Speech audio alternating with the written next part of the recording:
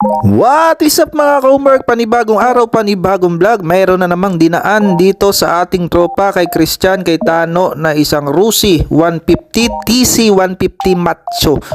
So may nakapagsabi sa akin, may nakapag-share sa akin, maganda rin daw ang gearings nitong TC 150 Macho.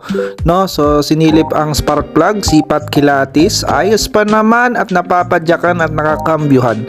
So maganda rin ang presyo, hindi ka mahalan, di rin ka murahan. Sa try nating baratin ay talaga namang nakaka-konsensya baratin at yan ay hanap buhay din nila. Kaya yan ay binili na ng mga tropa at syempre excited kapag merong dumating na bakal buti na makina ay talaga namang excited buksan yan. At eto na nga, busy na, bubuksan na agad at yun na nga, binuksan na nga sa halagang, hulaan nyo kung magkano natin nakuha, magkano nila nakuha. Maganda pang head, maganda pang block, usok lang daw to, siguro valve seal lang. Original pa ang mga tornilyo, original pa ang gasket, kasang tornilyo. So baka may alam kayong nakastock na motor dyan, i-PM nyo na at baka ating maawitan. Sige, ingat hanggat may isang naniniwala, magpatuloy ka.